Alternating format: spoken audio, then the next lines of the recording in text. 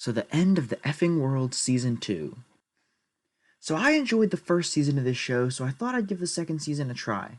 I'm trying to do more videos since I have more free time now due to quarantine, so I thought I'd review something that's not super popular. I wouldn't call myself a huge fan of season 1 or of the graphic novel, but I very much enjoyed them both. Also, because this season's been out for a while, I'm not gonna restrain on spoilers. This will be a very spoiler-filled review.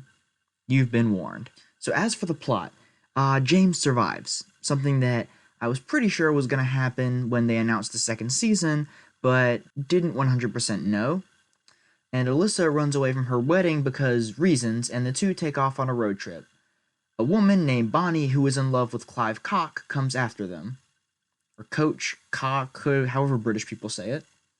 This season is a bit slow-paced despite the short length.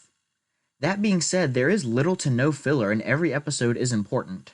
The season manages to continue the character arcs and themes of the first season without feeling tacked on. The tone of this season is also slightly different. It's still a quirky black comedy, but this season feels more grounded and realistic. I love the cinematography too, everything from the color palettes to the shot composition. It's all really good. I also like the way that the James and Alyssa versus Bonnie conflict ends. They both win, but they both lose.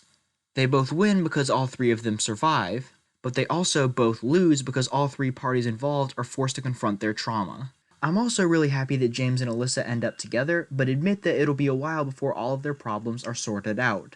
It's not a fairy tale ending, but it's still a happy one. Next up is character. This season puts James in an interesting place. He has learned to care about people like Alyssa and his father, but lacks a sense of purpose and direction. I love the fact that he carries his father's ashes around with him because it shows that he has learned to care about people.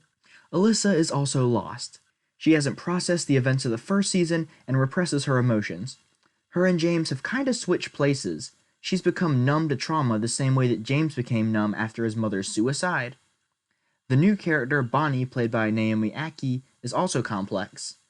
She doesn't realize that Clive was using her and is angry because she lost the only person who ever showed her kindness.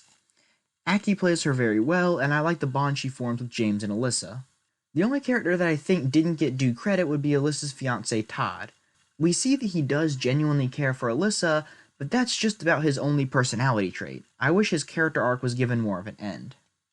As for the themes, if you want a really good thematic analysis of the series, I'd recommend the Takes video. It breaks down the themes of the show in an easy to understand way. In short, if the first season was a love letter to teenage rebellion, this season is about what happens when the characters are faced with the consequences of their rebellion. The season does a great job using the characters to craft its themes. At its core, the show is about why feeling emotion is the only way to live, and how the end of the world doesn't actually come until we stop living. However, we have to be able to understand and process the emotions we feel, as well as read the emotions of others. Just about every character in the show either can or cannot do one of those things. So all in all, I was surprised at how good this season was, despite it having no source material. While season 1 is slightly better, this season is not far behind, and lives up to the good reputation the first season has.